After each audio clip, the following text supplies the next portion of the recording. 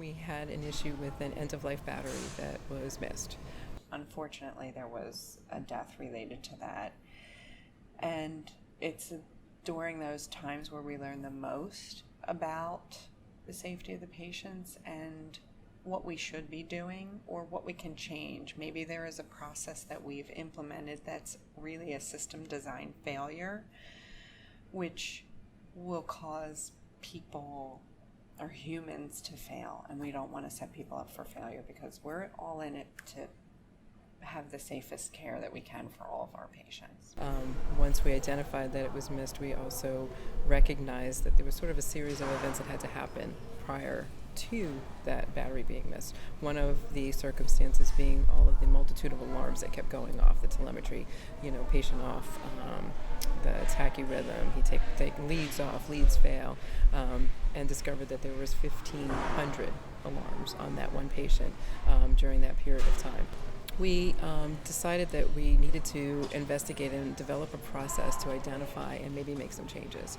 The biggest change and the biggest problem that we identified, or one of them I should say, was the end-of-life battery not firing because it's considered a low-level alarm and would be overshadowed by an alarm that is deemed more important. The change battery alarm is about this big, and it's at the very bottom of the screen. It doesn't flash, it doesn't change color. The audible is very, very minimal. So if you have another patient who's alarming that they're in tachycardia, it's going to be very loud and you could potentially miss it. So looking at that, we decided to preemptively make battery changes one of the priorities. So we took a simulator, we attached it to the telemetry box, attached it to the monitor, and we ran the batteries until end of life occurred. And it was around 72 hours. And the way that the system is designed, we place those telemetry packs in a patient pocket where there's an amber light that alerts when a battery is failing, and so it's not visualized. You cannot see it in the patient pocket. It's covered. Now we have a procedure that we change the batteries every 48 hours. We change them on night shift every Monday, Wednesday, and Friday, and then Sunday mornings, just so we can make sure that the patients are always constantly being monitored. The other thing that we also identified was that part of why we missed that end-of-life battery was there was one monitor tech for 68 patients. We went into the central monitoring room, and I was floored at the things that I saw and the amount of work that these monitor techs put into their safety of their patients is unbelievable. There are small lettering, big lettering, different colors, different flashing, different audible sounds. Well, I think there really isn't anything out there that says, I think the number that is what's used is like anywhere from 25 to 72. So we kind of went to a middle ground, and we talked to the CMTs. Where are you comfortable? What number is it that you feel you can safely monitor? And 40 to 45 was the number that they said, yeah, this is okay, we could do this. So what that is we have if a patient comes off the monitor, we call the nurse, but sometimes the nurse isn't available. So we will call the manager, we will call the charge nurse.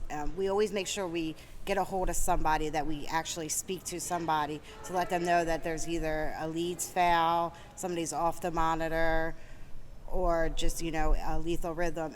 And if, say, a patient's off the monitor, there's a process in place. So you page the aide, you can't get a hold of the aide. You page the primary nurse, can't get a hold. You page the charge nurse, you can't get a hold. Then you go to the supervisor, and all of that. You just keep escalating until you get a response. If that fails, then you do an emergency broadcast across the floor, and you say, urgent broadcast, 4th floor, patient in 4020 is off the monitor, or patient in 4020 has a lethal rhythm. For lethal rhythms, you just go right to the emergency system. But, you don't know if that lead that's flatlining, maybe it is just a lead disconnect. Or maybe it's truly flatlining. Maybe it's truly asystoline. You need to get somebody in there. part of what happens when you're trying to monitor all these people, there's this phenomenon that happens that you don't trust the alarms anymore. So you start setting your alarms for these bizarre numbers so that you'll make sure that you hear it. And that came from working short-staffed when there was a sick call or working alone. That's not happening anymore. So they did start to implement a nurse-driven removal protocol for the telemetry packs, and they have very strict criteria.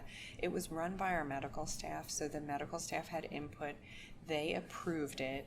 It went through our pharmacy committee, all of these different layers, patient safety, so that we could set a standard for eliminating those alarms that we may not necessarily need.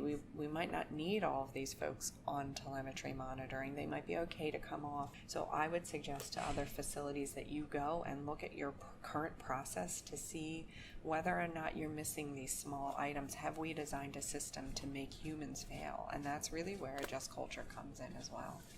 If the monitor tech calls you, you need to pay attention. When I call or when we call, we're doing it for patient safety, and that's our ultimate goal, to have them see what we're seeing and as severe as we're seeing it.